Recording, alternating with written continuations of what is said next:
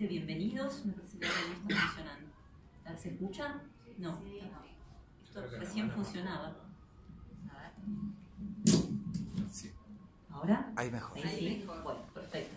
Bueno, bienvenidos, muchísimas gracias por acompañarnos. Es, como decía Fernando, un día importante para nosotros. Perdón, no me presenté. Mi nombre es Fabiana Fondevilla. Yo soy coordinadora de Ciencia y Espiritualidad en esta fundación que se llama Fundación Columbia de Conciencia y Energía. ¿Todos la conocen? ¿Sí? Bueno, entonces no presento mucho, pero sí los invito a que entren si quieren a la página de la fundación, que es fundacioncolumbia.org, para enterarse un poco más de todas las actividades y propuestas de todo tipo que hay, muchas de ellas gratuitas y de divulgación.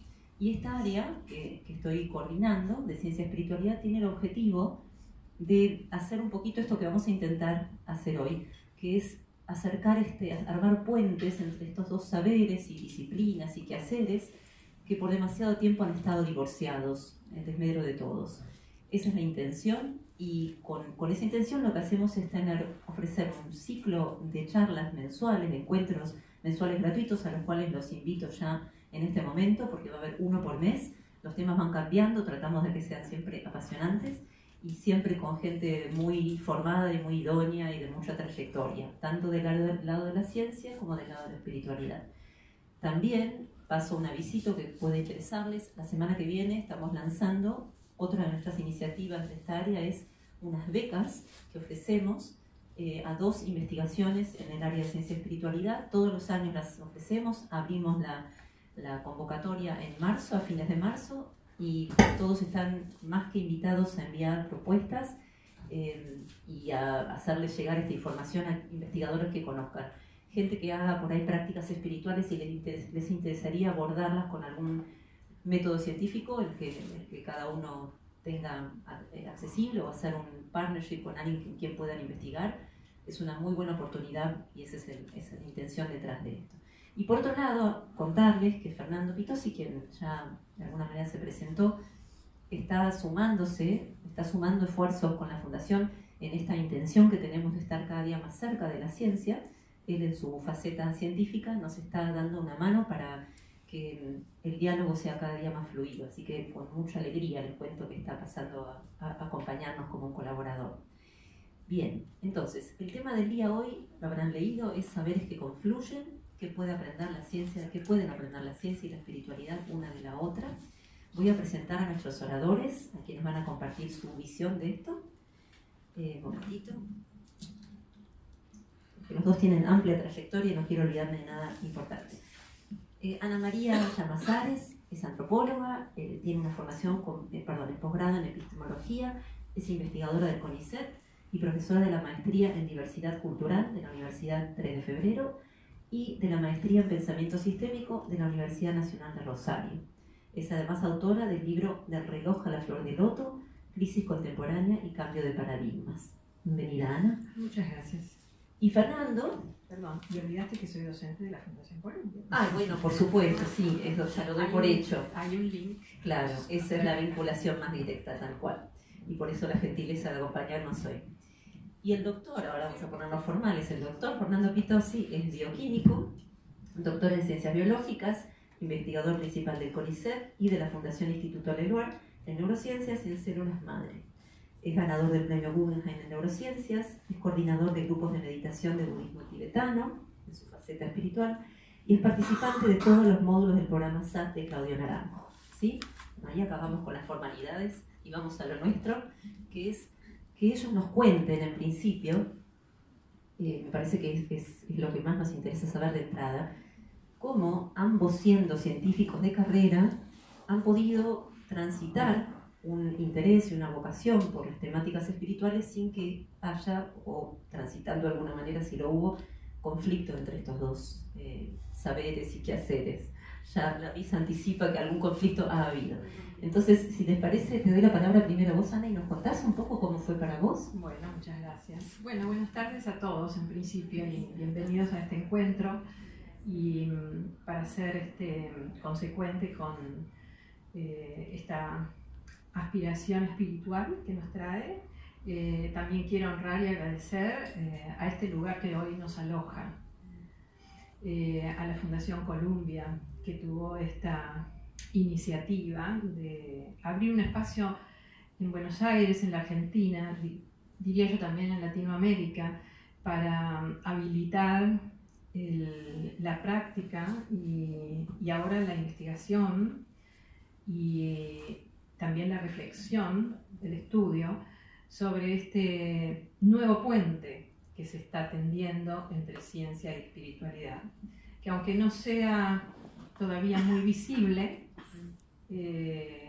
especialmente en los ámbitos académicos, que yo creo que tanto en los ámbitos académicos como en los ámbitos espirituales hay una tendencia a mirarse mucho para adentro y no mirar para afuera. Así que las iniciativas de tender puentes me parece que son muy esperanzadoras para superar esto que en definitiva está por detrás de este tema, que es la rivalidad, la fragmentación, la separación, la grieta en todo caso, que está tan ayornada como estilo de vida, pero también es, desde mi perspectiva epistemológica, es un estilo cognitivo, es un estilo en el que aprendimos a pensar, a conocer y por lo tanto a hacer, también a hacer. Con lo cual, dicho esto como un poco un marco de contexto, voy a tratar de responder brevemente lo que me preguntaba Fabiana, para darle también un poco esta correspondencia con lo personal, con lo más íntimo, podríamos decir, ¿no? Que está detrás de los títulos y de las chapas, entre comillas. En mi caso, no fue un camino libre de conflictos, al contrario, fue un camino bastante condicionado por las tensiones, sobre todo porque creo que esto también digamos, hace pie en las historias familiares, personales. Entonces yo tuve en mi familia dos modelos muy antagónicos. Mi padre, que era académico, profesor emérito, ministro de la Nación, economista, bueno, brillante, orador, etcétera, a quien le rindo un lindo homenaje y sentido. Ninguno de los dos vive ya, pero dio el modelo del hombre brillante para mí, ¿no? La mente brillante, porque siempre hablaba tan bien, escribía, etcétera, etcétera. Y mi madre, que había querido ser cantante lírica, y nadie la dejó. Ni su padre, ni la vida, supongo, ni ella misma se dejó. Porque creo que estas previsiones, estos mandatos, en algún punto las encarnan personas de nuestro entorno, pero lo más doloroso es darse cuenta que las terminamos incorporando y somos nosotros mismos los que no nos permitimos ciertas cosas en la vida.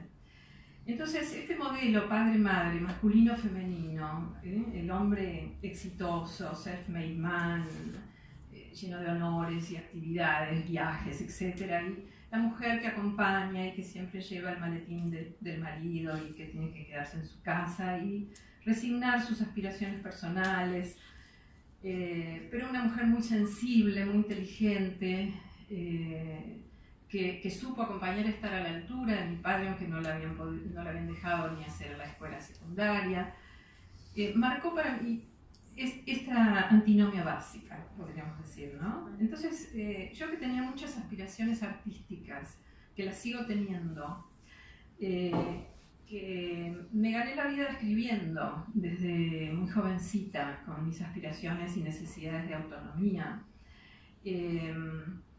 Y sensible, por supuesto, también, y digamos, yo hubiera querido ser bailarina, hubiera querido ser, el cuerpo no me lo permitió, o artista plástica, música. En algún punto me siento todo eso, aunque no lo haya ejercido del todo.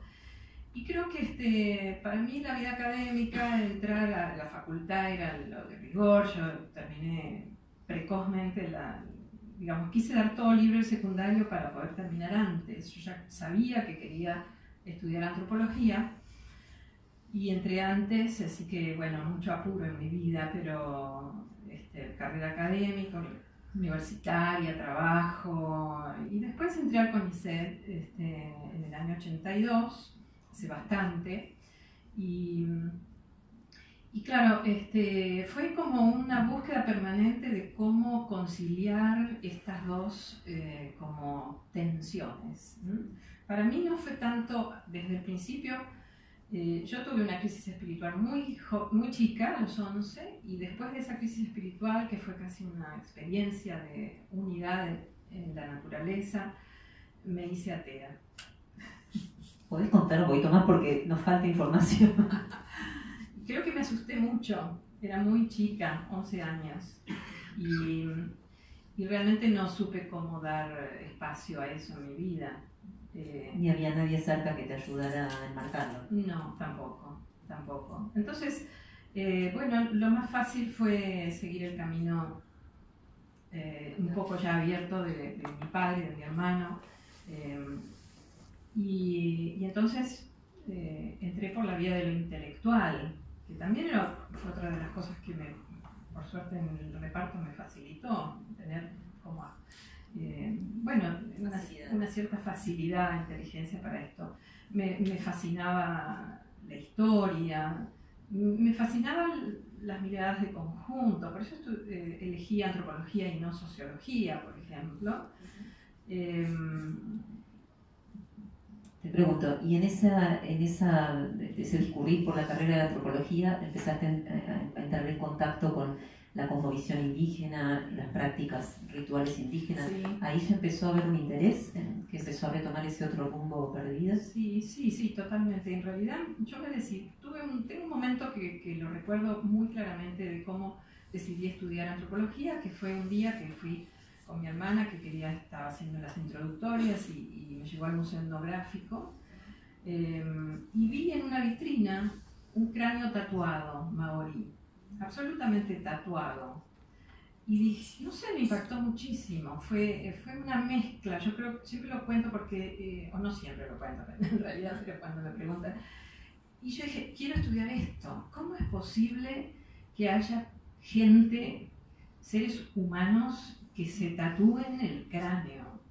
Esto es una mezcla de búsqueda de trascendencia, la muerte, la distinción a través de la belleza. Entonces yo creo que realmente eso me inspiró a buscar a través de esa conjunción entre el arte, que fue siempre mi tema de investigación, desde que terminé la carrera, empecé estudiando arte rupestre en la Patagonia, después en el noroeste argentino.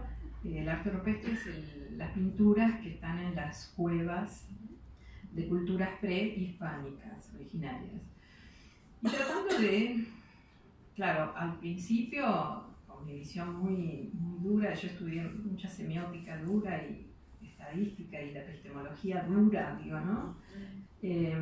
Pasando por computadoras, signos y símbolos, y qué sé yo, para llegar a conclusiones muy magras desde el punto de vista del significado de eso. Realmente a mí lo que me atraía era llegar a estos niveles como más profundos, que los fui descubriendo después al hacer como un corrimiento epistemológico y un cuestionamiento de los fundamentos de la ciencia tradicional.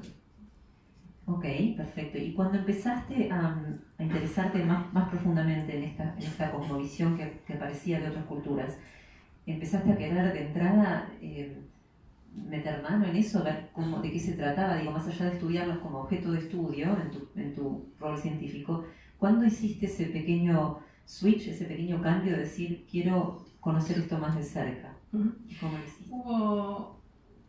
Hubo un antropólogo norteamericano que en un congreso, después de que yo di toda una ponencia sobre la semiótica aplicada al arte rupestre, me vino a hablar y me dijo, muy interesante lo suyo, muy interesante, lástima que usted se olvide del significado. Chan. Era como si te dijera, no sé, Lévi-Strauss del arte rupestre. Y yo dije, yo acá estoy pifiando. Y bueno, entonces cambié un poco de rumbo, me impactó mucho. Simultáneamente, siempre me interesó la práctica, ¿no? Para mí el arte rupestre y ir a las cuevas siempre tuvo una connotación, la vivencia en los sitios de la naturaleza, del lugar aislado, una suerte de peregrinaje para llegar a un lugar que siempre estaba muy cargado simbólicamente y energéticamente de la vivencia pretérita, pero vigente, de lo sagrado. Y bueno, después tuve un periodo bastante largo en el que dirigimos junto con Carlos Martínez Arazola, que está aquí, que es mi compañero también, una fundación, la Fundación Desde América. Y allí entramos en contacto con el tema del chamanismo, con los chamanes, que trajimos unos cuantos, con el estudio y la práctica del chamanismo, del uso de las plantas sagradas, después, en mi caso, del uso del tambor, el toque del tambor como práctica personal, y yo ahora coordino talleres en donde facilito esto, el círculo ceremonial. Entonces, bueno, yo creo que esa experiencia, puede ser un link de muchos años, pero creo que no puedo decir que siga siendo atea, pero no es que crea en un Dios con forma antropomorfa. Para mí la vivencia de lo espiritual, no de lo religioso necesariamente, porque dejé toda esa formación religiosa, tiene que ver con la experiencia de ser parte de la naturaleza. Específicamente la naturaleza, el todo mayor es la naturaleza con la que conectas. Para mí es la vivencia, es la naturaleza la que me entrega esa vivencia de pertenencia a un orden trascendente, significativo, lleno de espíritu.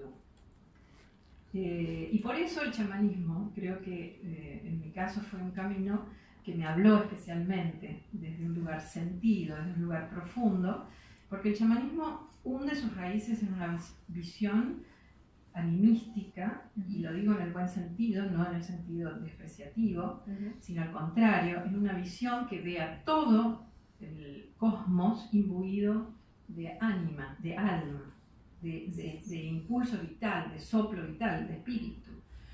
Y que se identifica, porque el chamanismo nace como una de las vías ecoespirituales, podríamos decir, más ancestrales, pues que se remonta históricamente, tiempos hasta el Paleolítico superior por lo menos, y nace de la práctica de sociedades cazadoras, básicamente de ese vínculo tan especial que en las sociedades tradicionales, sobre todo las cazadoras, se establecía entre el cazador, el ser humano, y el animal.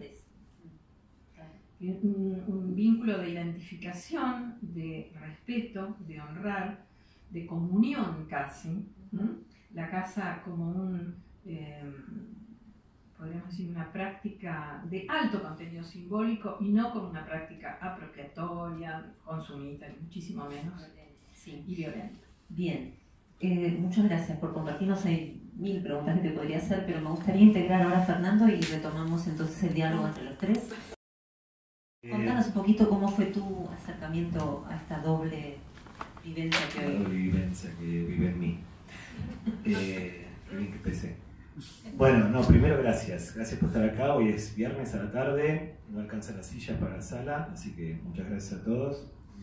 Hay gente muy querida en la sala, para mí, así que gracias por venir, compañeros de todos lados, desde la facultad hasta ahora, hace una semana, gente nueva que conocí, y yo estoy muy contento y estoy emocionado de estar acá.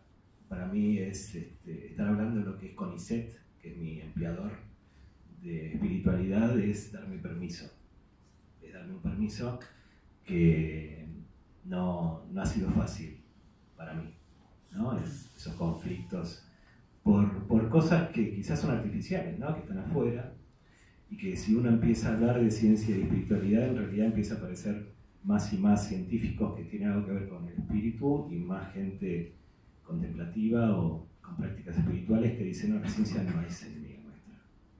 No tenemos por qué no hablar. ¿Por qué no nos sentamos y vemos qué pasa? No.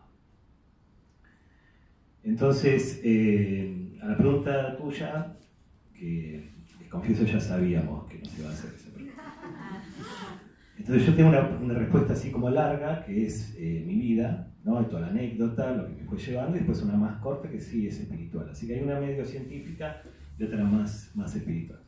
La científica, yo empecé a repasar a ver cuándo me viene esto de querer saber qué es esto, ¿no? ¿Qué es esto? ¿Qué hago yo acá? Y yo me acuerdo 2, 3 años, 4 años, cuando empecé con los por qué, con mi personalidad un poco obsesiva, hasta ahora no pude parar, ¿no? Ese es un poco el hilo conductor de mi vida. Y me acuerdo que me sorprendía la belleza que yo veía, me sorprendía, yo estaba vivo, ¿no? Me gustaba, y había otros peligros y amenazas, o sea, estaba muy así en comunión, ¿no? Tenía con miedo, estaba con miedo. Y me empezó a preguntar, ¿pero qué es esto? ¿Qué hacemos acá? ¿No? No sé si ustedes se preguntaron eso.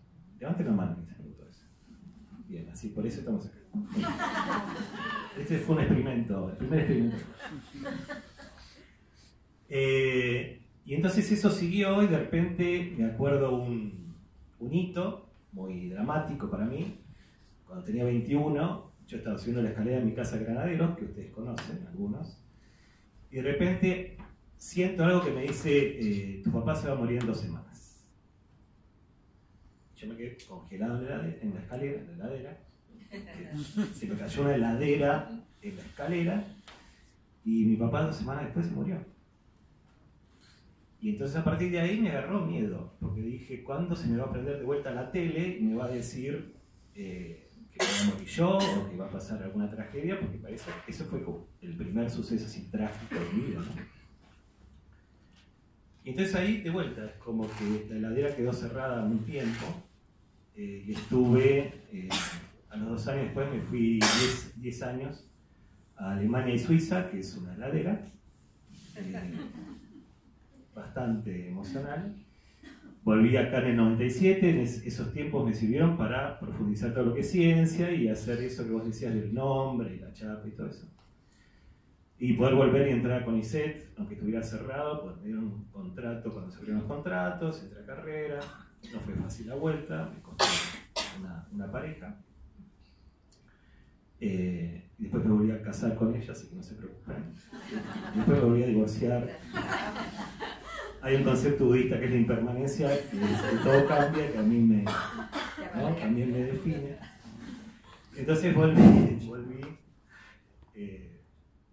y como terapia, mi terapeuta, Lidia Gramática, que dirige la escuela de Claudio Naranjo acá, empezó a utilizar meditación. Y en una de las sesiones de la terapia, la meditación en un momento hizo que yo por un instante no pensara. Y para mí fue una semana de vacaciones gratis en un momento. Porque yo hasta ese momento sentía y estaba totalmente convencido que esa pregunta que yo me hacía de qué es esto y quién soy yo, es que yo era mis pensamientos. Todo lo que yo pensaba es lo que yo era, ¿no? Yo tenía acá una cosa que me decía, yo no siento nada, soy esto. Y entonces dije, esta técnica me hace bien, vamos por la meditación. Y eso empezó hace 20 años, 21 años. Entonces ahí ya se abrió un camino de algo que me hacía bien, pero que aparte me abría otras percepciones, a otras sutilezas, a otras realidades, si se quiere, que no eran las más próximas, ni eran lógicas, ni eran racionales. Y también en medio de una, por decirlo así, ceremonia del perdón, del programa SAT, me pasó algo así, de decir, bueno, yo acá no estoy, pero estoy hecho uno con algo que no sé qué es, y nunca estuve más feliz en mi vida, ¿no? Eso fue 2000, bueno, no me acuerdo exactos, Entonces eso empezó a escalar y 2 años después, y acá también voy a otro permiso, una amiga del SAT, Nisa Solari, chilena, viene y me dice, Fernando, fue un taller y hubo un tambor y una pantera, me fui para abajo y después no sabes lo que pasó. Y yo dije, Nisa, estás loca de la cabeza, que es lo que yo pensaba de, por ejemplo, la práctica chamánica hace 15 años. ¿No? Con un tambor te aparece esto y aparte me decís todo lo otro que pasa, no puede ser porque no puede ser. 2 años después hice el primer taller de chamanismo transcultural que desarrolló Michael Harner, un antropólogo de Estados Unidos, que me convenció por varias cosas. Primero, que Harner lo que dice como científico es que la ciencia está equivocada porque la ciencia no puede negar al espíritu. Porque la ciencia, para negar algo, tiene que probar que no existe. Y nadie probó que no exista lo espiritual. Así que por lo menos el beneficio de la duda tiene que estar abierto. ¿No? ¿Estamos de acuerdo? ¿Alguien no está de acuerdo? Somos mayoría acá, parece. Así que vamos a tomar ventaja. Y hice el primer taller, y el primer taller, en la primera experiencia, me pasó que hice todo el taller de 2 días. Porque después las cosas que venían yo ya las había vivido. Dije, qué casualidad.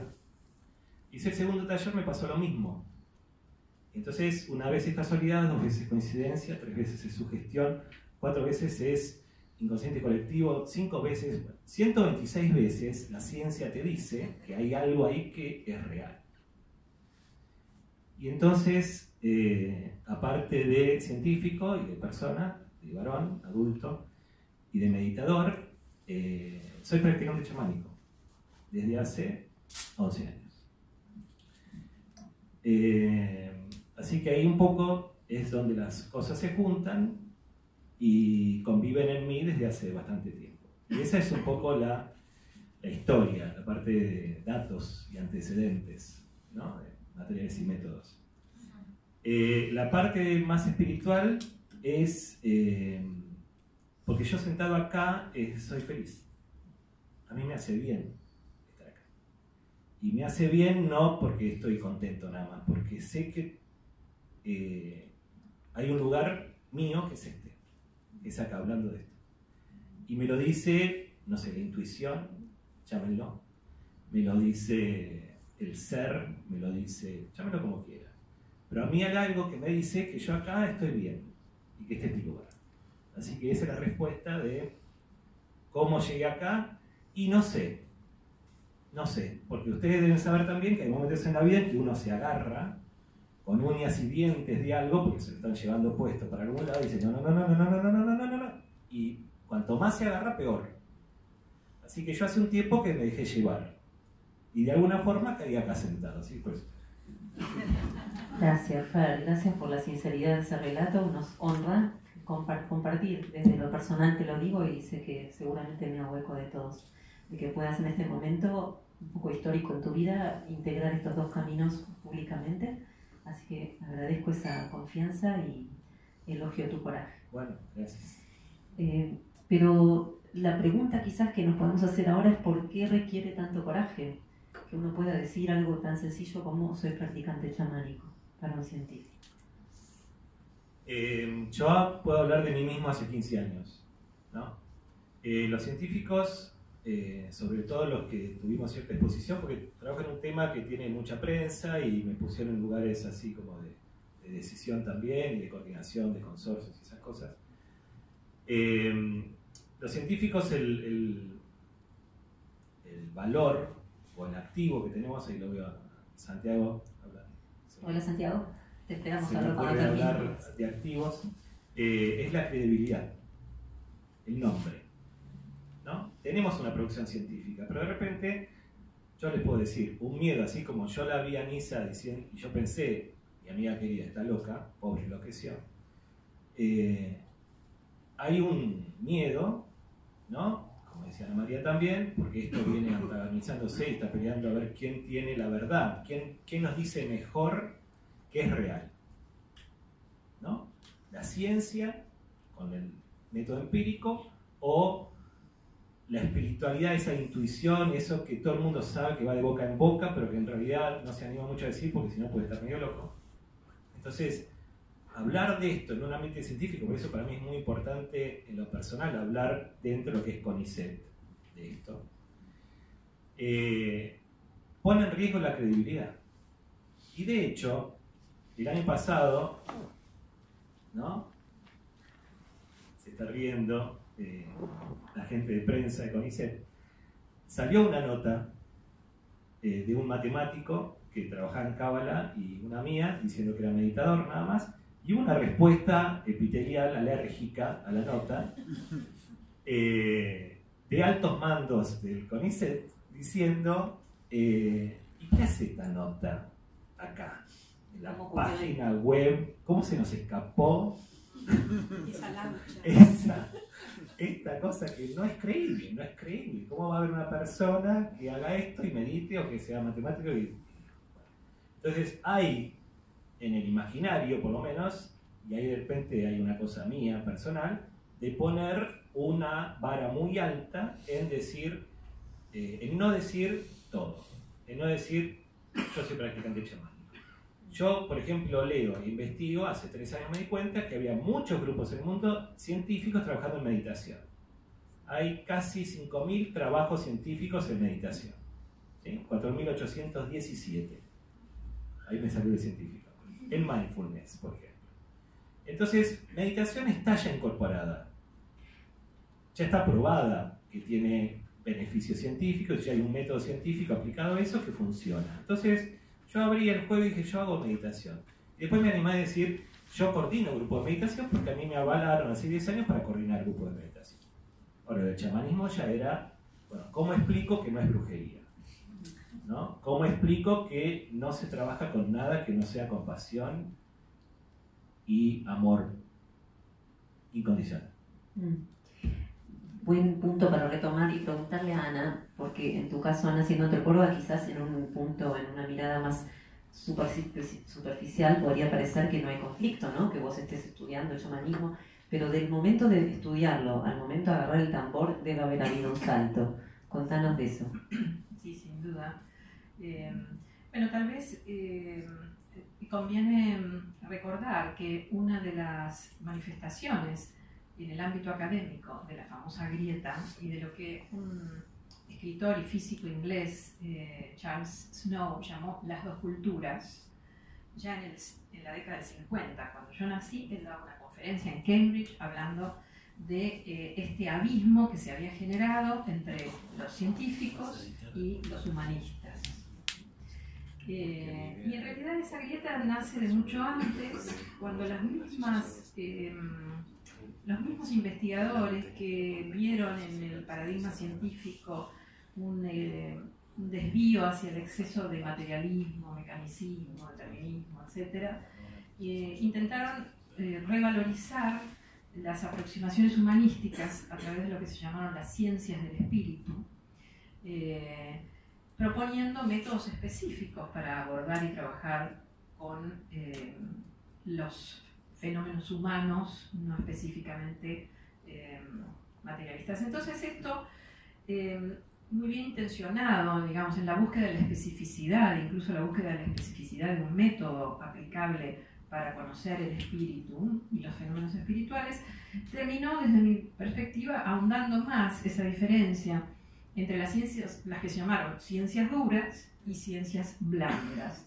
Por supuesto, implícito siempre estuvo un poco el desprecio hacia las ciencias blandas, porque por algo el nombre blando, ¿no es cierto? Parece una cosa que no se sostiene, no tiene tanta consistencia, no tiene tanto rigor.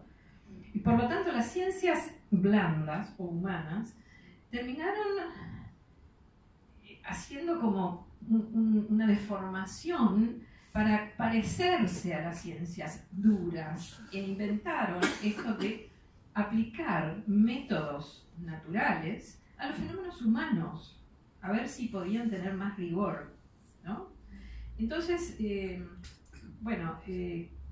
creo que habiendo elegido ya de movida un ámbito de las ciencias humanas, tenía un poco más de permiso para lo blando, podríamos decir.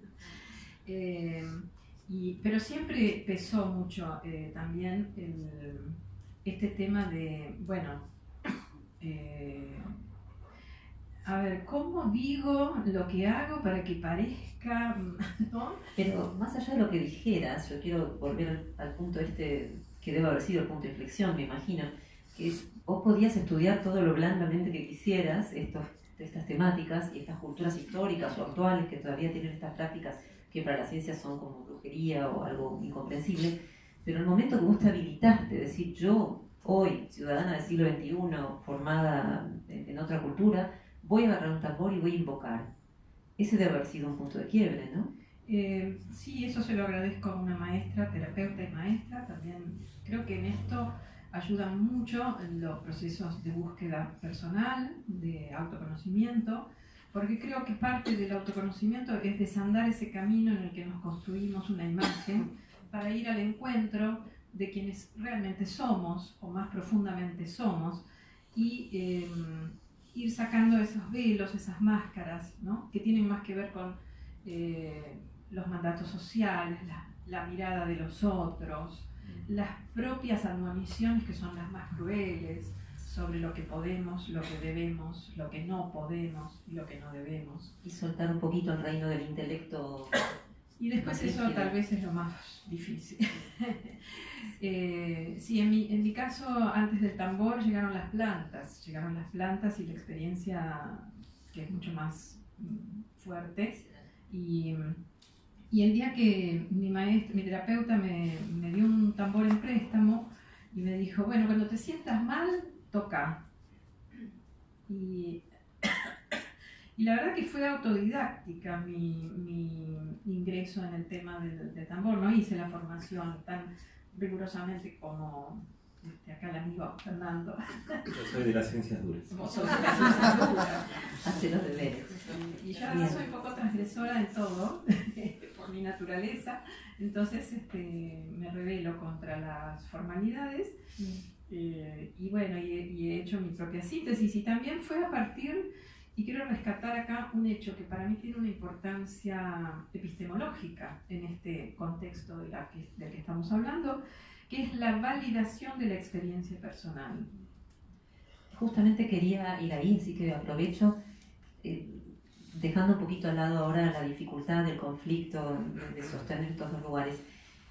Como científicos y como practicantes cada uno de sus diversas prácticas, ¿dónde dirían que hoy hay una confluencia marcada, clara y rica para explorar, hasta desde el nivel de lo teórico, ¿no? ¿Qué marcarías vos que podrías decir, como científica me hace sentido, como practicante chamánica me hace sentido? Y es lo mismo. Yo creo que hoy estamos asistiendo a un proceso de renovación de la ciencia, que tal vez las instituciones científicas todavía no están dando totalmente cuenta, aunque este hecho ya es una señal, un indicador muy importante de este cambio de conciencia, de este fenómeno de renovación de paradigmas en la ciencia. Esto está sucediendo en Occidente desde fines del siglo XIX, comienzos del XX, con la emergencia y el surgimiento de nuevas teorías, como fueron la relatividad, la cuántica, la sistémica, en fin, las neurociencias,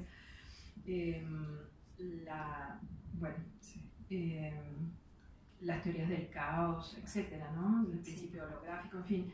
Es un amplio campo que en el siglo XX hace así como explosión, nuevas teorías, cuando hasta el XIX había una teoría canónica, era mucho más determinista, más rigurosa y más dogmática, digamos. La visión científica obedecía a la ontología que había establecido, es decir, la concepción de la realidad y del mundo que había establecido la física newtoniana, como un mundo hecho solo de materia, que se podía determinar conociendo las leyes del universo, en donde el sujeto y el objeto eran como dos entidades separadas, donde la separación entre el sujeto y el objeto era imprescindible para el conocimiento, y la neutralidad valorativa del sujeto que debió vaciarse de subjetividad, digamos, no de ética, sino de valores, de emocionalidad, para ser solamente una mente que pensaba y que se aplicaba al mundo.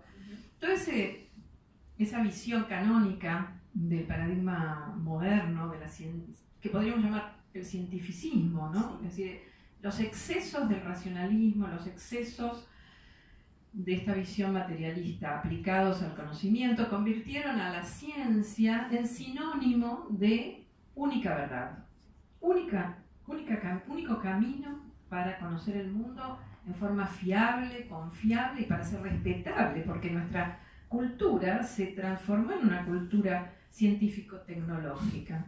Y hoy valoramos esto por encima no somos una cultura literaria, filosófica, artística, espiritual, al contrario. Entonces, me abrí un Windows un poquito largo, perdón. Pero te traigo de vuelta. Dentro de esta nueva cosmovisión de la que escribiste también en tu libro, ¿cuál punto de encuentro podría señalarnos? Sí.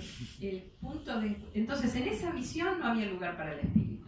El espíritu quedó afuera, quedó convertido en algo engañoso, desconfiable, en algo, bueno, que estaba relegado al ámbito de la mística, la religión, los filósofos, bueno, pero fuera del ámbito del conocimiento verdadero.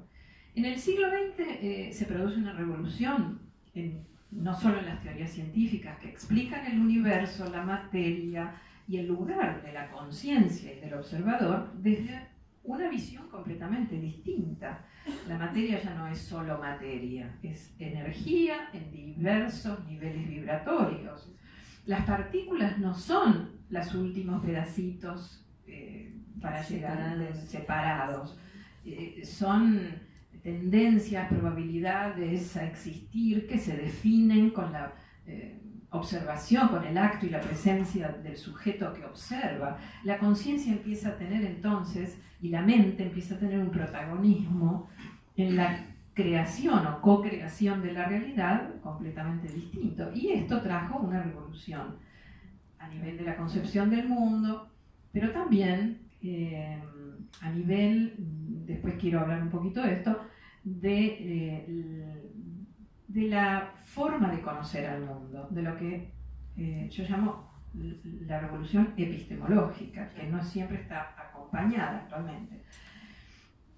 Donde yo veo que hay entonces estas nuevas teorías, estos nuevos paradigmas, habilitaron una visión del mundo completamente diferente, que trascendió esta especie de mirada sobre la superficie de la materia y que mostró la interrelación de todo lo que existe. Esto es un gran aporte, no solo de la relatividad, que vio la interrelación entre el espacio y tiempo, nada más ni nada menos, dos variables que habían estado absolutizadas e independizadas hasta Einstein, y mostró la interrelación dinámica, esta red sistémica, holística y cargada de significado, el universo como una entidad que se informa a sí misma, casi con una suerte de inteligencia que informa y autorregula el universo. Y la conciencia, como decía, como un papel activo, co-creativo. Si nosotros ponemos, por un lado, esta visión que habilitaron los nuevos paradigmas científicos, las nuevas teorías de la física, de la interdependencia, y lo comparamos con la visión que todas las tradiciones místicas y espirituales, la visión unitiva de el universo como una trama vibrante de energía y significado en el cual estas experiencias unitivas de las que hablaba Fernando, por ejemplo, yo mencioné que me sucedió en la nieve, bueno, en la naturaleza, esa vivencia de ser parte, de estar todo interrelacionado, que es en el camino espiritual, es uno de los peldaños más trascendentes, que es acceder a la vivencia de la compasión. La compasión no entendida como lástima hacia otro, sino como empatizarse profundamente y sentir que somos en el otro y el otro es en nosotros. El otro puede ser un ser humano, puede ser un animal, puede ser una montaña. Es decir, el otro es lo otro, lo que no somos nosotros. Allí yo creo que hay un encuentro muy relevante incluso de enorme trascendencia, porque que la ciencia pueda haber habilitado, a ver si puedo transmitir esto, que la ciencia, que es el lenguaje que Occidente moderno y nosotros todos creemos más hoy en día, pueda haber habilitado con visos de verdad, de confiabilidad, una visión tan profunda que nos hace sentir parte del universo, parte de esta red, y que nos hace sentirnos responsables por lo que sucede a nuestro entorno. Esto tiene una trascendencia de orden ecológico, no solo místico, digamos, para sentirnos bien o tener experiencias auditivas y hacer OM. Esto tiene una trascendencia colectiva de gran relevancia, porque no olvidemos que gran parte de la crisis que vivimos contemporáneamente, no solo ecológica, sino social, económica, existencial y de todo orden, tiene una de sus raíces más profundas en la visión del mundo y de nosotros como separados del mundo. Ahora, ¿tenés la sensación de que esta, de alguna manera, confirmación o validación que viene del lado de la ciencia bajó lo suficiente o se integró en la vida cotidiana de las personas como una nueva verdad que nos afecta a todos, que nos habilita una conducta distinta o nos pide una conducta distinta? No todavía. Una de las cosas importantes de este cambio de paradigmas, desde mi perspectiva, que estudio los procesos de la conciencia a nivel colectivo, es empezar también a creer que existe algo como que podemos llamar la conciencia, que deviene y que tiene una importancia fundamental y que holográficamente va acoplándose con los procesos personales. Y que los procesos personales no son exclusivamente personales, no tienen un rédito exclusivamente individual, sino que cada ampliación de conciencia que nosotros logramos en nuestro propio viaje personal tiene resonancias, tiene implicancias a nivel de lo colectivo, pero ese devenir de lo colectivo tiene tiempos muy largos. Sin embargo, estamos asistiendo a manifestaciones, y cada vez son más, de este proceso de ampliación de la conciencia. Y uno de los rasgos de la ampliación de la conciencia es juntamente con esto el desarrollo de cualidades espirituales como la empatía, la compasión, el respeto y la incorporación, y esto por ahí me adelanto a una de tus preguntas, que pueden ofrecerse mutuamente en esta fertilización cruzada que esperemos que siga produciéndose. Y esto de la visión compasiva, Fernando hablaba de la experiencia del amor incondicional como aquello que finalmente es lo que sana, lo que cura, lo que redime, lo que restaña esas heridas que todos llevamos en el cuerpo y en el alma y en la sociedad, ¿no? Esto es una experiencia. La ciencia todavía no habla de amor y si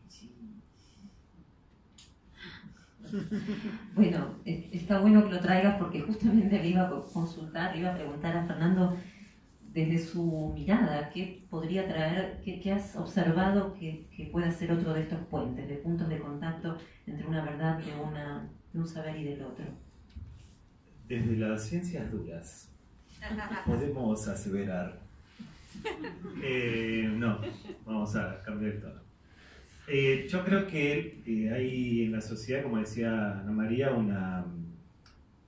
una forma, por ejemplo, de tomar decisiones que está basada en información, ¿no? Tenemos que tomar alguna decisión, nos informamos y después decimos. En general hacemos eso, o por lo menos nos informamos mucho y después capaz que decidimos por otra cosa, y no por la información, pero nos informamos mucho primero. Y la ciencia puede traer información. Y todavía, dentro de lo que son los distintos grupos sociales, los científicos tenemos cierta credibilidad. Entonces, de estos casi 5.000 trabajos de ciencia en meditación nada más, porque después hay más en otro tipo de prácticas, por ejemplo, hay un trabajo de neurociencia sobre compasión, por eso digo que amor algo se está tratando, en donde es un trabajo con parejas, ¿no? Y sobre todo, por ejemplo, el estudio es qué le pasa a una pareja cuando percibe que la otra persona siente dolor, ¿no? O no la está pasando bien del todo. Entonces, lo que está comprobado científicamente, disculpen que no me puse de pie, pero está comprobado científicamente, es que en el cerebro, la persona que está viendo lo que le pasa a la pareja, se activan los mismos circuitos neuronales que en el que está sintiendo el dolor, pero no se activan los circuitos motores ni sensitivos porque no está sintiendo el dolor en la piel, lo está percibiendo en el otro, ¿no? Eso es empatía. Cuando la empatía se cruza con el sufrimiento, es compasión, porque lo que uno quiere es que a la otra persona no sufra más, ¿no? Entonces, hay una base que en realidad uno dice, bueno, pero eso no me prueba la compasión. No. La ciencia lo que está dando es letra de cómo está pasando. Nosotros sabemos qué pasa porque lo sentimos. La ciencia está dando circuitos neuronales y hay una ínsula y hay región del cerebro y podemos hablar muchas horas de qué parte del cerebro se activa, que para mí ese es el cómo. Cómo hace, cómo traduce, ¿no?, el cerebro eso que uno está sintiendo, cómo se refleja neuronalmente. Así que la ciencia lo que puede aportar es evidencia de los beneficios de la meditación, por ejemplo, ¿no? De qué pasa cuando uno deja de pensar. Le baja la presión arterial, ¿sí? Tiene una mayor atención. ¿Cómo? Se activa el sistema inmune. Sistema inmune, se ha probado en distintas enfermedades. Entonces, la ciencia puede dar ese aporte de información y pasar lo que son experiencias de primera persona, de, uy, mira lo que me pasó, y esto es bueno, y anda acá, y este taller, y mira en la Fundación Columbia, esto o en donde sea, a una experiencia o una transmisión en tercera persona, objetiva, ¿no? Que la ciencia tiene eso. Entonces, ese es el aporte un poco de la ciencia, me parece. Y aparte hay muchos puntos en contacto entre, por ejemplo, lo que yo conozco, que es el budismo, y la ciencia, o el método científico. Porque, por ejemplo, hay una actitud, el budismo dice que hay 3 venenos, ¿no?, que nos causan sufrimiento: la ignorancia, la avidez y la aversión. Y que el antídoto para la avidez y la aversión es la ecuanimidad, es tener una postura ecuánime, ¿sí? Que de alguna forma es una postura científica, en el sentido de, bueno, yo quiero que este resultado me dé así, pero no tengo que meterme ahí porque si no, no soy objetivo. O no quiero que me dé así porque si no, este doctorado no llega a ningún lado y esta tesis no la van a poder defender, ¿no? Entonces, uno tiene que, se ríen ahí porque hay estudiantes de doctorado, hay un estudiante de sociología estudiando chamanismo, con beca de CONICET, acá, presente, disfrazada de civil. ¿Dónde está? Ahí está, en la terna. Y hay una postdoc que no vino en las ciencias duras, estudiando efectos benéficos de la meditación, con beca de CONICET. 2 agentes de cambio. Entonces, hay paralelos entre, uno puede aprender del otro leyendo budismo, uno puede sacar conclusiones o tener ideas en, por ejemplo, células madre. Las células madre, con las que trabajamos en el laboratorio, es como el símbolo biológico de la impermanencia. El cuerpo humano, gracias a las células madre, el cuerpo humano adulto, cambia todo el tiempo. Todo el tiempo. O sea, por cada segundo, ahora estamos produciendo 2 millones de glóbulos rojos. Y 2 millones. Y 2 millones. Y así toda la vida. 1 millón de glóbulos blancos. La piel esta, que estamos tocando así con tanta realidad, en 3 semanas es otra. Cambiamos toda la piel. Las células de dentro del intestino, ¿no?, que nos dicen a ver qué queremos retener de la comida, en 2 semanas no están más, son nuevas. Y así todo, y si vamos sumando, da un poco de vértigo, y dice, bueno, ¿quién soy? ¿No?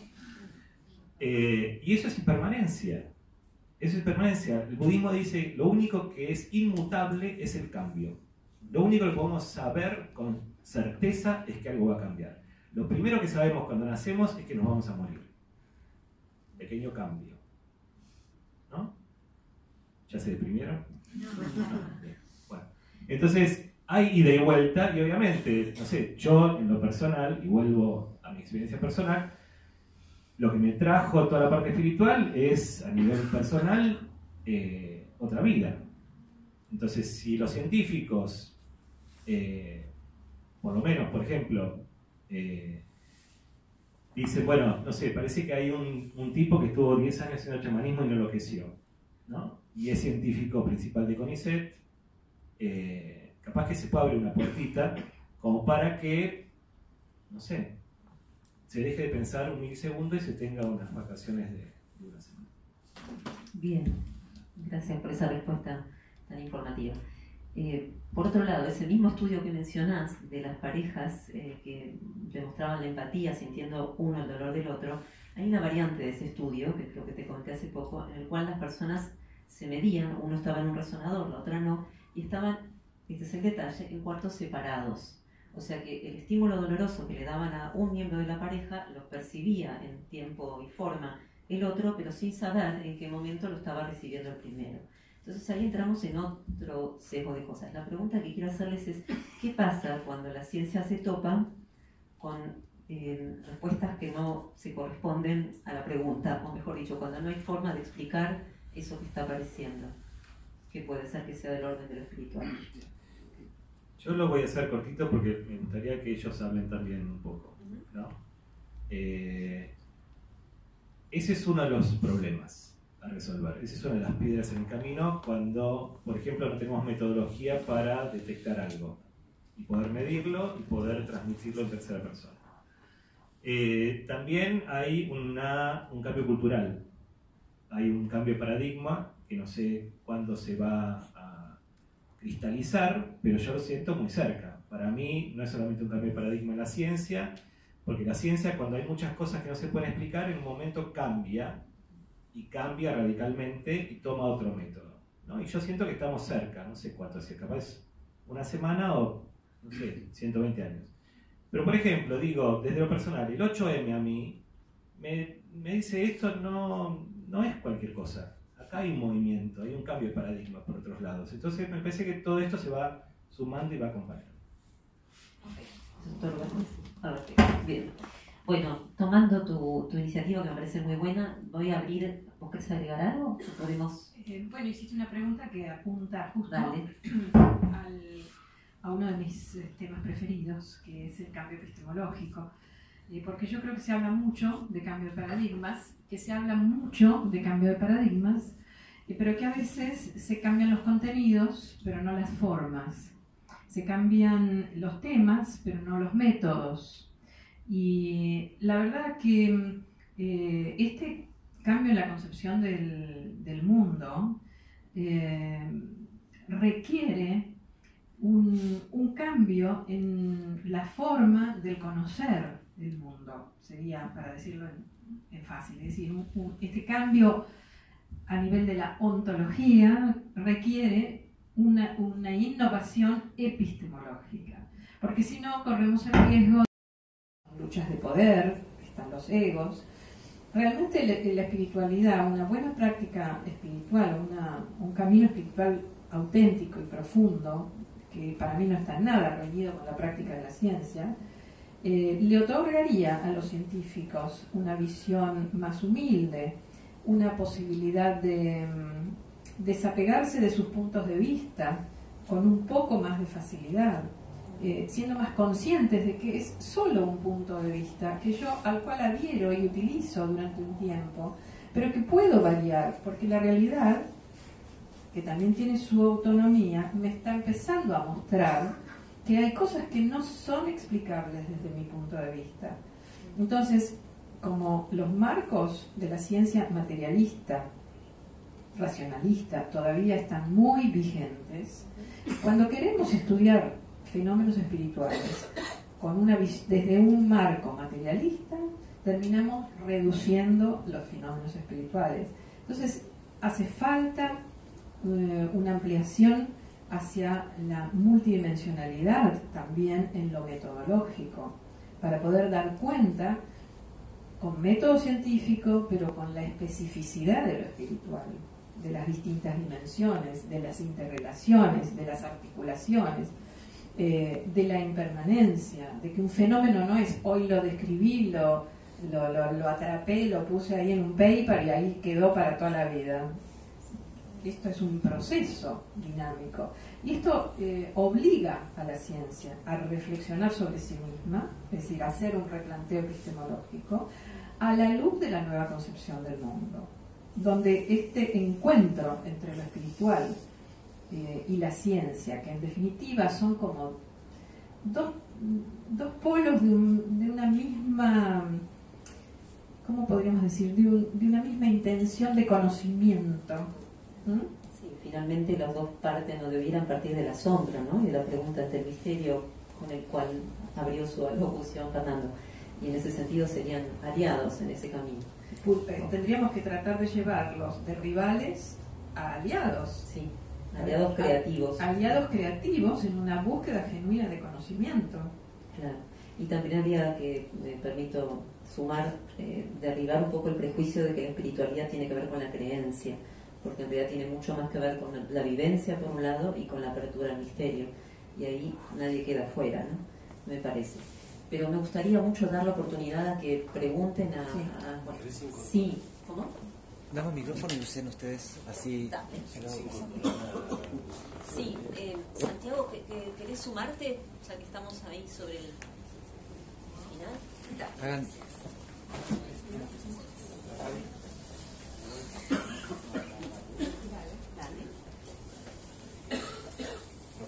Entonces vamos a abrir a preguntas, diálogo en lo posible, aunque somos muchos y es difícil. ¿Querés decir unas palabritas ya que recién te sumás? Dale vos por micrófono. Sí, aunque sea... Hola. Hola, ¿qué tal? Muchas gracias por la charla. Tengo una pregunta para Fernando. ¿Ya puedo empezar o se están acomodando? Sí. Mi pregunta es, ¿qué opinás, Juega, tu opinión respecto a otros eventos y programas que tiene la Fundación Columbia, como por ejemplo programas de terapias vidas pasadas o lo de Goswami, la física cuántica, que a mi entender suenan a pseudociencias y me preocupa que la ciencia le dé cierta validación a ese tipo de pensamiento mágico que puede traer consecuencias negativas para la sociedad, como por ejemplo se me ocurre ahora el hecho de que haya una corriente de personas que no vacunan a sus hijos y que esté esta creciente idea de negacionismo de ciertas cosas, cuando en realidad quiero saber tu postura sobre cómo sería tomar decisiones basadas en evidencias y por qué no pensar un poco más en políticas basadas en evidencias y no tanto en pensamiento mágico.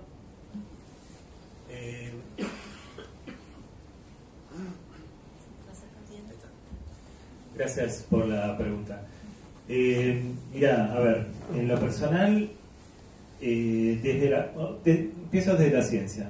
Desde la ciencia, yo lo que te puedo decir o te puedo, digamos, acercar son los estudios científicos sobre distintas prácticas para ver en forma muy puntual, muy reduccionista, con método científico, pero científicamente comprobado, cuáles son los beneficios de esas prácticas o cuáles son los no beneficios de esas prácticas, porque uno hace una hipótesis y la puede validar o no validar, ¿no? Yo no puedo hablar de todas las prácticas de la Fundación Columbia, pero sí te puedo hablar, por ejemplo, de la práctica de chamanismo transcultural, porque yo lo hice ahí. Así que hace 15 años yo te hubiera dicho, y yo no entro acá, ¿no? Y yo no tengo evidencia científica comprobada en publicaciones de que lo que permite el sonido de un tambor sea un cambio de conciencia, un estado no ordinario de conciencia, ¿no? Pero ya te digo, después de 126 evidencias personales o más de que eso sucede y es real para mí, entonces me parece que es una práctica válida para el que quiere ese tipo de experiencias en su vida. ¿Está bien? No termino de entender el link entre que una persona no se vacune y que haga una práctica espiritual. Yo no lo termino de entender. Porque no encuentro que una práctica espiritual lleve a no validar algo que está científicamente comprobado. Entonces,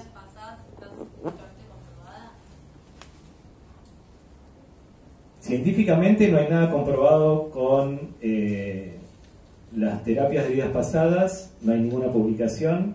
Volvemos a los cambios de paradigma, no hay forma, hoy por hoy, en forma de método científico, de comprobar algo que suceda ahí. Vuelvo a repetir, no sé qué puede tener de relación una terapia de vidas pasadas con dejar las vacunas. Es una creencia como uno tiene otras creencias, pero no influye en las decisiones que uno puede tomar basados en datos científicos anteriores. Bueno, lamentablemente sí, influye porque hay gente que cree, no basado en evidencia, sino con una creencia de que no es bueno vacunar a sus hijos y eso tiene consecuencias en la salud pública. Por ejemplo, se me ocurre ese ejemplo. Yo entiendo bien, sí, pero no sé qué tiene que ver una práctica espiritual con eso. Uno puede dejar de creer porque alguien le dijo o porque lo leyó en Google, y no tiene que ver con una práctica espiritual dejar de creer. Mucha gente, yo no me acuerdo bien cuál fue la vacuna que se daba a las madres embarazadas y que nacieron los chicos con los brazos. Era una droga para las náuseas matinales en general de las madres, pero la talidomida. Pero bueno, no sé si viene al debate. No, yo quería aportar simplemente que cuando usamos esta palabra o esta frase, pensamiento mágico, como vos usaste, hay muchas implicancias ahí, ¿no? Que también es necesario revisar. Creo que uno de los planteos más a fondo de esta renovación epistemológica implica aceptar y darse cuenta que tanto la ciencia como lo que llamamos pseudociencias, vos usaste esa palabra, son todos sistemas de creencias. Y desde cuál validamos más uno que otro, sería, ¿no? Sería importante para mí que esto también tuviera una expresión en la, digamos, en la conciencia social, porque si no se da por sentado que el sistema de creencias científico es el mejor.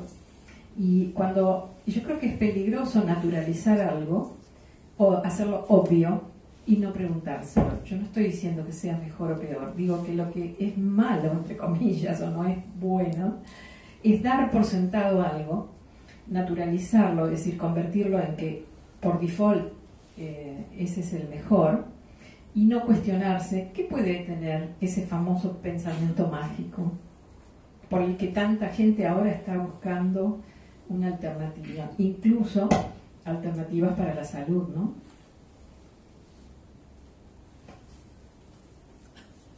¿Quién más quiere hacer alguna pregunta o comentario? Un segundo.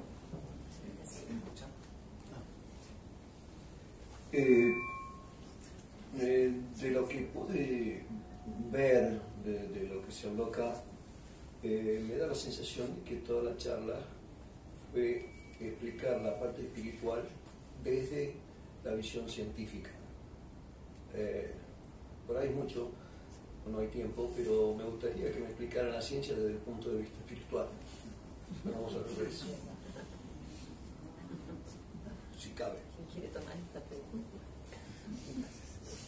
Gracias, primo. Familia. Gracias, primo, para los que no escucharon. Mi primo Luis. A ver si entiendo bien la pregunta. ¿Cómo se explica lo espiritual desde la ciencia? Es lo que venimos hablando. Vos preguntás cómo se explica lo científico desde lo espiritual. Yo creo que yo tengo una visión personal. Yo creo que hay algo material, es concreto, que la ciencia está acostumbrado a investigar, y hay algo que es intangible, hay algo que no se puede cuantificar tanto, que lo puede llamar espiritual.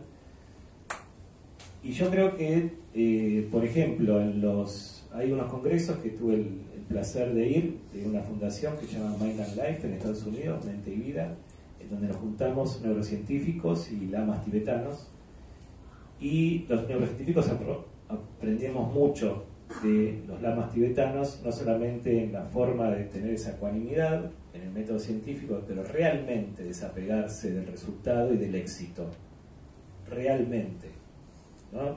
Cuando digo realmente es muy difícil transmitir lo que quiere decir realmente, porque hay muchos intereses personales para que a uno le vaya bien. Entonces, esa es la parte que uno puede aprender de cómo hacerlo, y hay otra parte de comparación entre los preceptos de, por ejemplo, el budismo y lo que enseña la biología, que para mí son idénticos. Entonces, trayendo información desde lo espiritual, yo creo que la ciencia puede llegar a tratar de comprobar con muchos ejemplos eso que se viene diciendo desde hace 2500 años. No sé si contesta un poco la pregunta.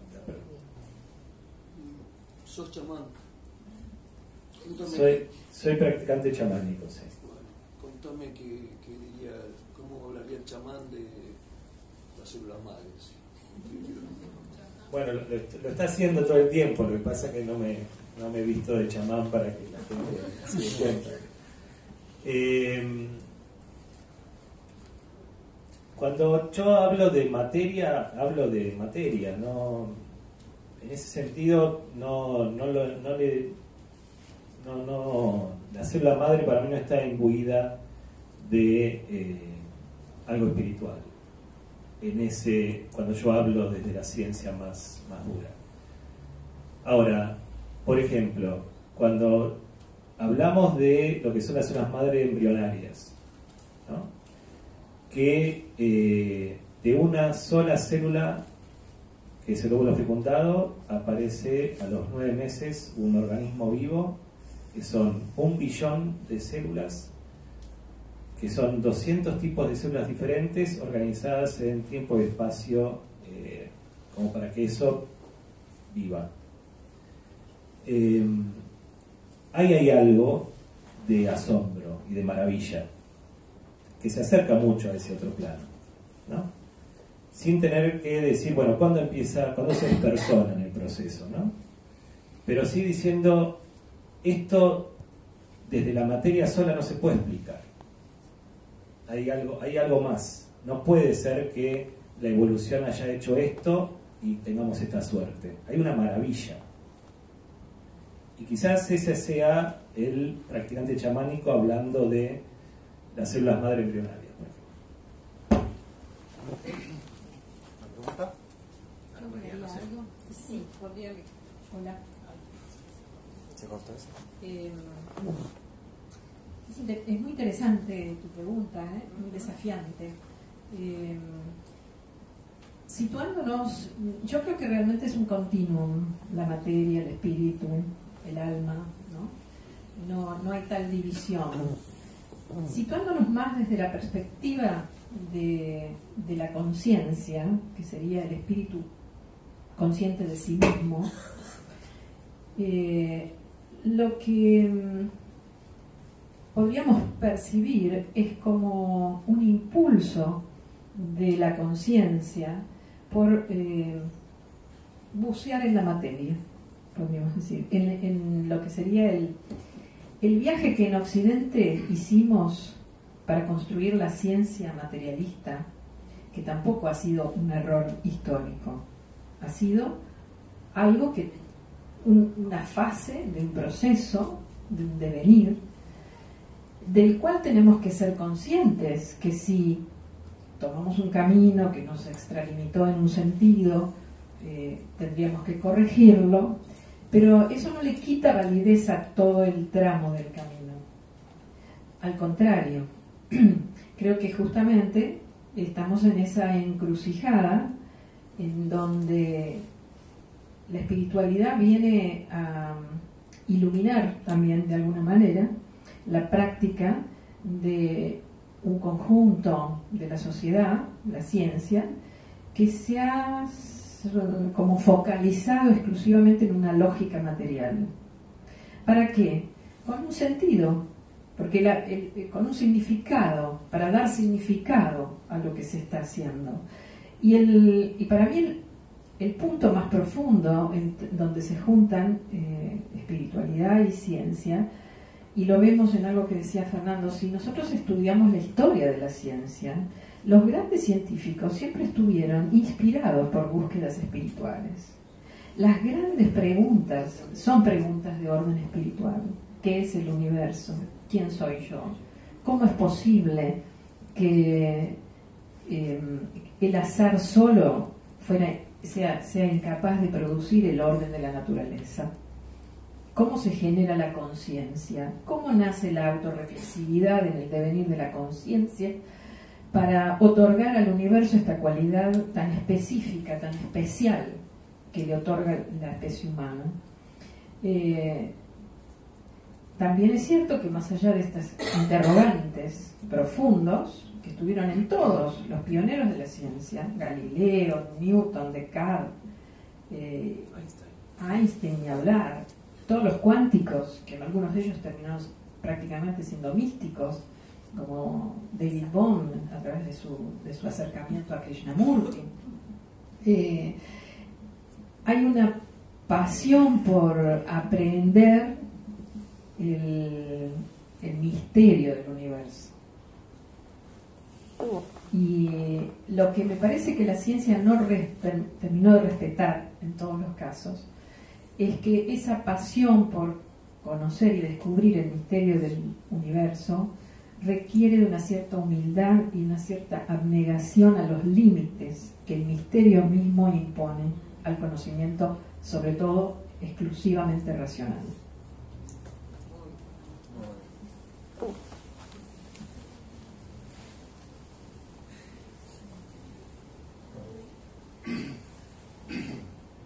Hola, estoy acá al fondo, me pongo un segundito para que me vean.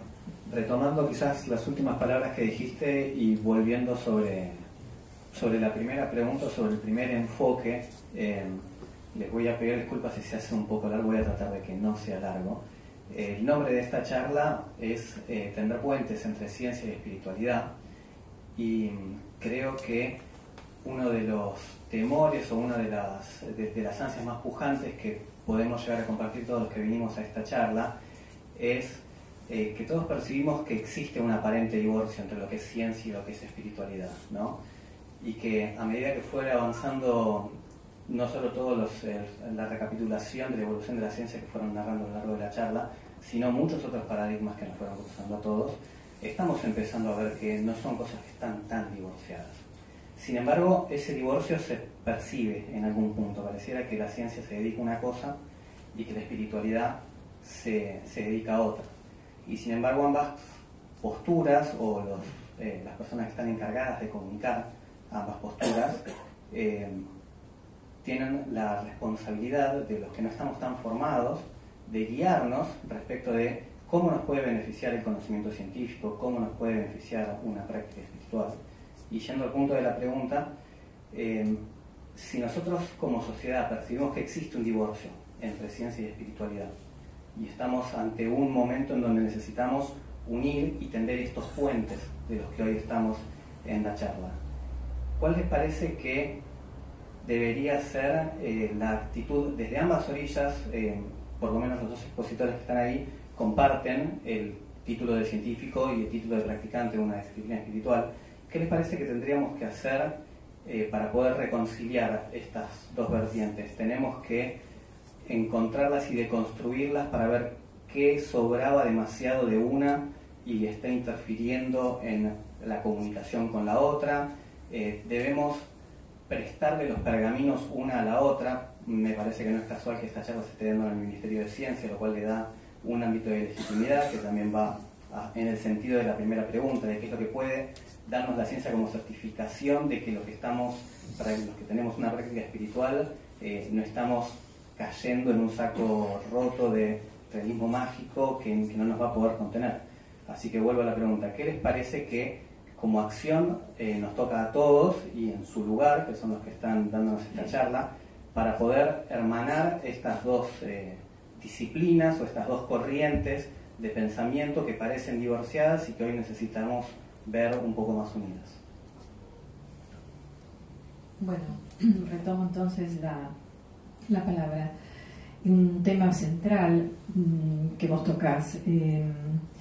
Creo que tantos científicos, es cierto que todavía vivimos en el divorcio y la fragmentación está a la orden del día, y eso trae muchas consecuencias negativas, como el desprecio recíproco, la incomunicación, la desconfianza recíproca y la falta de diálogo, básicamente, de un diálogo abierto, genuino. Trabajar sobre nuestro pensamiento fragmentador. Para mí, vuelvo a poner el tema epistemológico, es central. Todavía nosotros estamos formateados en el pensamiento que fragmenta, que opone, que cuando ve algo diferente, en principio le desconfía, no se abre a decir, wow, a ver qué trae de nuevo, y después desvaloriza lo diferente. Y después trata de dominar sobre lo diferente. Y esa es la historia de Occidente. Entonces, replantearse, de construir, como vos decís, este pensamiento fragmentador, para mí es un camino imprescindible, porque está tanto en científicos como en practicantes espirituales. Y después algo que en su momento le escuché a un gran pensador, que es Ervin Laszlo, un científico que vino a la Argentina recientemente, al que yo tuve el honor y la oportunidad de hacer también una entrevista, que le hice esta misma pregunta. y él me contestó, y retomo entonces su palabra y su respuesta por ser una persona muy autorizada en esto: tanto los científicos deberían tomar en serio lo espiritual, como los practicantes o seguidores, digamos, de escuelas o prácticas espirituales deberían dejar de desconfiar de los científicos, ¿no? Así que desarrollar esta vivencia del respeto recíproco me parece fundamental.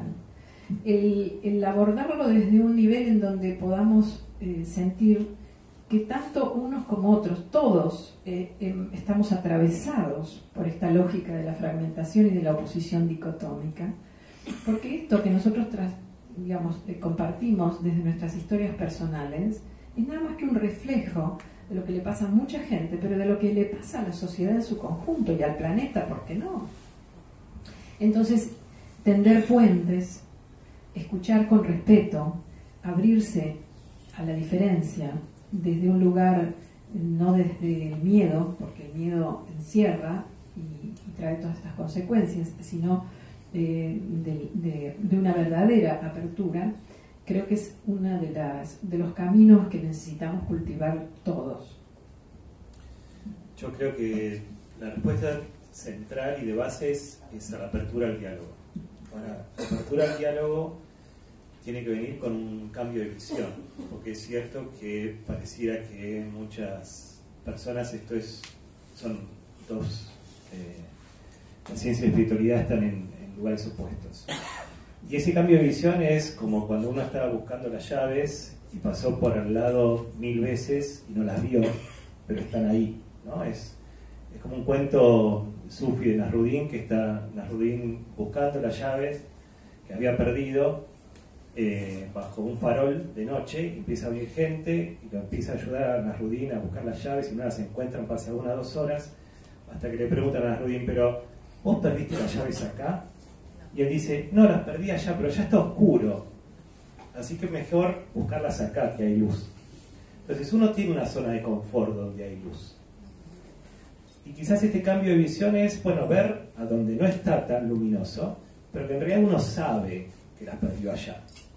Entonces, si uno realmente quiere encontrar lo que está buscando, y a veces tiene que salir un poco de esa zona de confort, que tiene que ver con el poder, que tiene que ver con el éxito, con ganar, y es como dice Einstein también, nosotros vivimos en una ilusión que estamos separados del resto.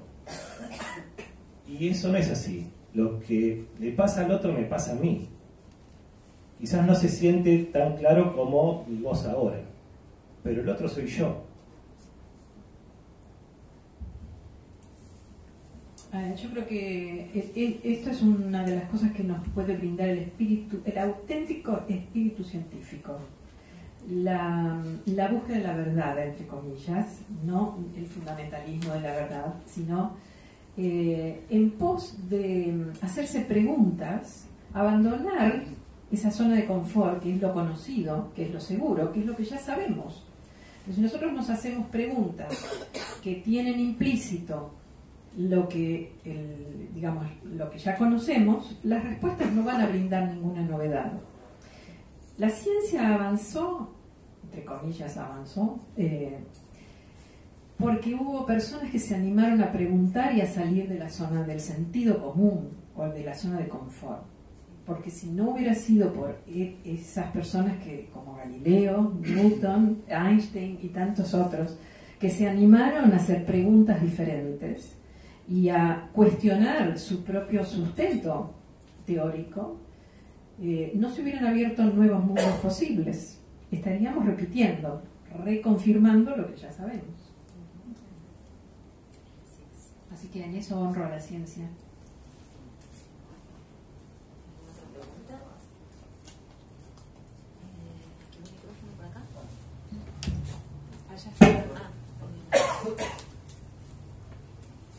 Buenas noches. Bueno, les agradezco mucho porque la verdad es que súper linda gente y muy lindas las cosas que se están debatiendo. La verdad es que me pienso y me cuesta encontrar la diferencia, ¿no? O sea, yo creo que no hay puentes, que tanto la ciencia como la espiritualidad son dos aspectos o cosas de lo mismo, en el fondo. Y todos tienen cuando la ciencia, yo creo que te pregunta, yo creo que un científico es una persona muy espiritual que tiene una creencia en principio que las cosas están unidas y una relación entre las cosas y que la está buscando. Y los dos aspectos que estamos hablando, para mí también me parece otra cosa interesante en cuanto al significado, buscan lo mismo, ¿no? ¿Qué podemos aportar para vivir mejor? O sea, las prácticas espirituales organizadas, de alguna forma lo que buscan es transmitir algo para que la gente viva mejor, y la ciencia, por otro lado, busca también cosas para que la gente viva mejor. No busca verdad. Yo creo que el conocimiento tiene sentido si solo sí sirve para algo, si no, no pierde su significado. Entonces, para mí, el científico es una persona espiritual, y creo que estos ejemplos que dijeron los científicos que buscaron, que estaban imbuidos, digamos, de preguntas espirituales para hacer sus búsquedas, no es casualidad, porque todo científico es una persona espiritual. Y por otro lado, me parece que lo espiritual resuelve algún tipo de problemática y ayuda con un tipo de problemática, y la ciencia ayuda con otro tipo de problemática, que son complementarias. Me parece que está mal planteada la pregunta, no es que establecer puentes, están juntos.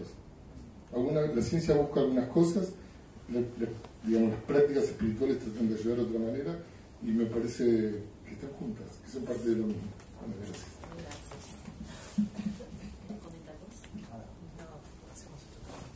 ¿Sí? Okay. Gracias. Porque quería aportar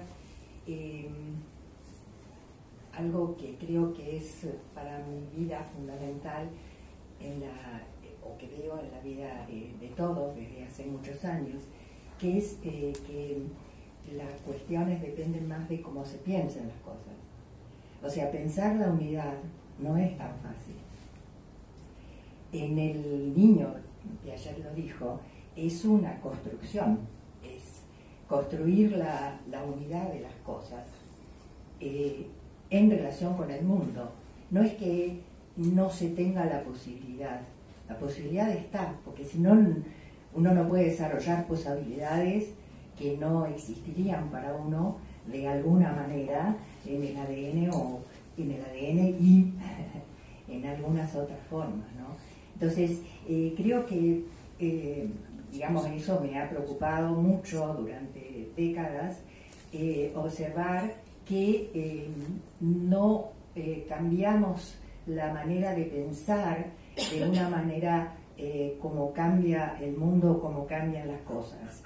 Lo que más cambiamos son los contenidos de la manera de pensar, pero nos cuesta cambiar la estructura, el enfoque y la forma como hacemos la composición del mundo y los temas que tenemos que resolver.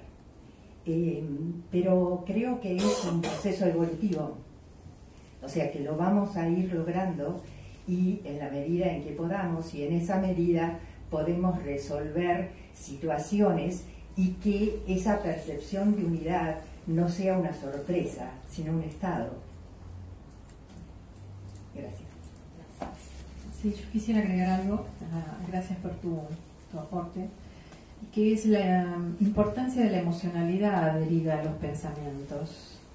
Nosotros no cambiamos de pensar así de un momento al otro o con facilidad, porque no solamente nos aferramos a nuestra zona de confort, básicamente porque esa forma de pensar está muy cargada de emocionalidad positiva y nos da seguridad.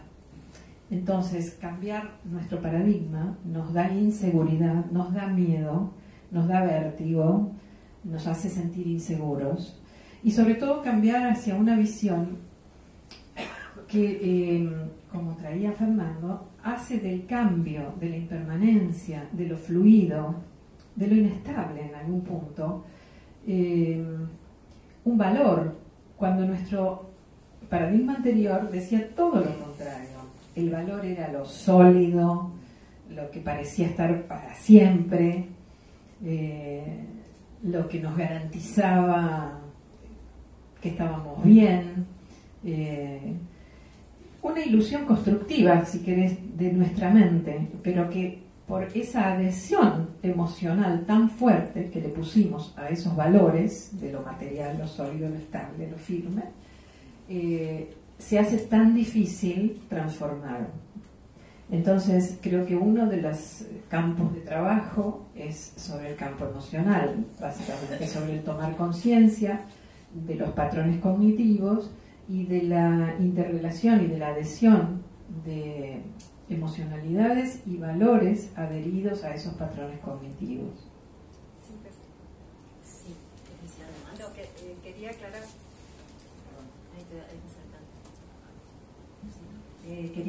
Estoy de acuerdo con lo que vos decís, porque lo que quiero aclarar es cuando yo hablo de pensamiento, hablo de, digamos, de una forma compleja, de un continuo que es percepción, emoción y que involucra una forma de accionar. O sea, sería como un proceso. La palabra pensamiento la uso porque me resulta cómoda, pero habría que inventar otra para, digamos, como un procesamiento de la realidad. Y además lo hice surgiendo un poco de los aspectos científicos. Empecé a trabajar en laboratorios y demás allá hace mucho tiempo, y en realidad, digamos, lo que me interesa es empezar a pensar de una manera integral. Entonces, para mí el pensamiento, la emoción, la percepción no son cuestiones aparte, y lo veo, lo percibí en esos elementos que heredé de la psicología más tradicional, en los parámetros en los que nosotros medimos la historia, ¿no? Porque por ahí decimos tradicional y nos referimos a 100 años o a 50. Y que son los test psicológicos, por supuesto, que transformados en el proceso que hice durante años de ir sacando de eso mismo una teoría distinta de la que lo generó. Bueno, eso quería decir, que aprendamos a pensar, digamos, en que el pensamiento o esa forma que tenemos de procesarnos procesando, porque no existe el mundo de afuera y el mundo de adentro, es algo que incluye todo. Y una última cosita, perdón, que quiero agregar de cómo puede aportar. La vivencia central de las prácticas espirituales es la vivencia de unidad, de ser uno con el todo. Y uno de los efectos benéficos más importantes de tener estas vivencias es la pérdida del miedo, es la confianza, es el sentirnos agradecidos a la vida, es el sentir que formamos parte, que estamos bendecidos por la creación, podríamos decir en términos más espirituales. Y en este trabajo de transformación de los patrones y del pensar en el sentido integral que vos decías, justamente creo que la vivencia de miedo, como nos vivimos separados por el pensamiento fragmentador y por todo este paradigma que nos ha convencido de que no formamos parte de la totalidad, sino que estamos separados, que somos seres individuales, ahí nace la angustia, nace el miedo y nacen todas las otras consecuencias anímicas existenciales negativas de lo que sería la condición moderna, ¿no? El desamparo, bueno, la búsqueda de llenar vacíos espirituales con cosas materiales, las conductas adictivas, compulsivas, pero la soledad, la depresión, etc. Así que las prácticas espirituales, lo que yo creo es que van muy al corazón de estas vivencias, a la transformación vivencial del miedo en confianza, del miedo en amor, que es otra instancia, ¿no? En ese sentido me gustaría agregar, no sé si se escucha, que otro de los puntos de confluencia más notables en este momento, que viene desde el campo de la psicología, es que están empezando a investigar cómo las emociones esenciales, que son las emociones de la espiritualidad, propias de la espiritualidad, el asombro, el altruismo, la compasión, el perdón, y una serie más, pero sobre todo deteniéndose muy particularmente en el asombro y la gratitud. Hoy la ciencia está investigando y descubriendo lo profundamente benéficas que son, lo transformadoras que son para la psiquis de las personas, y es lo mismo que vienen diciendo las tradiciones espirituales de hace 2500 años o más. Entonces son puntos de confluencia que hacen a la vida cotidiana. Me gustaría destacar esto porque nos vamos rápidamente del campo de la teoría a la praxis que a todos nos interesa, ¿no? ¿Cómo vivir mejor? Y era la pregunta de los primeros filósofos, de los primeros científicos también, y no es otra la pregunta de la espiritualidad en sus formas actuales. Entonces, para ir concluyendo, me gustaría saber si alguien más tiene una pregunta, algo que quieran preguntar. Me gustaría darle la palabra a Santiago Arizone, que es el presidente y fundador de Columbia, que nos querría compartir algo. Bueno, antes que nada, decirles que estoy muy contento con esta reunión. La verdad que desde la Fundación venimos hace tiempo tratando de generar este tipo de espacios y bueno, a través de la nueva presencia de Fernando pudimos acceder a estos lugares más sacrosantos, no, iba a decir sagrados, pero después pensé en decir más duros, mejor. Las dos cosas, con mucho respeto a todos. Así que desde ese lugar muy contento. Agregar palabras, no sé, difíciles y digamos irracionales y que sé qué, me parece que ya está todo dicho y demás, y mucho más de lo que yo puedo decir. Y en ese sentido, nada, simplemente agradecerles a Fernando, a Ana María y a Fabiana la presencia. Y bueno, nada, transmitir que el tema es, por lo menos a mí, por lo menos para mí, pasa por la evolución de la conciencia. Es decir, la búsqueda de nosotros en la medida en que la enfoquemos en la evolución de nuestra conciencia. Y cuando digo evolución de la conciencia, digo evolución de la conciencia para estar mejor. Básico, lo mío es bien básico. Evolución de la conciencia para ser más feliz, para tener más bienestar. Para mí evolución de la conciencia es saber que me tengo que alimentar mejor, saber que tengo que a la mañana caminar porque me hace bien, saber que hay emociones que son negativas, saber que hay pensamientos que no sirven para nada. Y bueno, hay un montón de disciplinas que ayudan a eso, hay un montón de disciplinas que ayudan a eso, que nos ponen en contacto con eso y nos ayudan a eso. Entonces, bueno, como somos gente racional, buscamos que la ciencia nos diga, quédate tranquilo, lo que estás haciendo está bien. Pero bueno, eso porque somos gente muy racional y muy de Occidente. Yo me acuerdo que una vez escuché una conferencia esta que dijo Fernando del Mind and Life, que lo estaban haciendo en el Tíbet, y un científico pidió permiso a los lamas para que en las universidades del Tíbet pudieran aceptar pensamientos científicos. Y hubo todo un revuelo, y ahí lo pensaron, y supongo que lo aceptaron, pero es como que ahí la palabra más valiosa es la espiritual y no la científica, y eso para nosotros está, no sé, lejísimos hasta de entender. Pero bueno, nada, quería simplemente agregar este hecho de que ahí en la fundación lo que queremos es que la gente entre, que encuentre alguna manera, alguna disciplina, algo que le sirva para arrojar un poco de luz sobre sí misma, y esa luz que esté enfocada a estar mejor, y que se lleve alguna herramienta para que no sea simplemente un momento tranquilo o un momento lindo que pasó en un taller o en una conferencia, sino que se pueda llevar una herramienta y que esa herramienta le sirva todos los días para practicarla y para estar mejor. Si se puede convalidar científicamente, mejor. Bueno, muchas gracias a todos.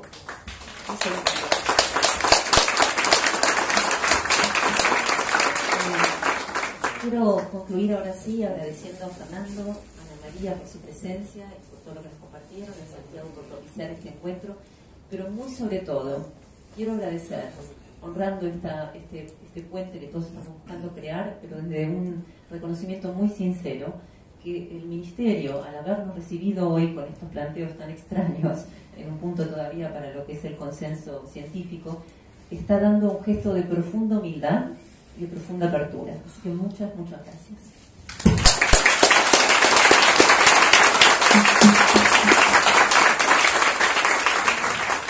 Gracias a todos por venir. Gracias por venir.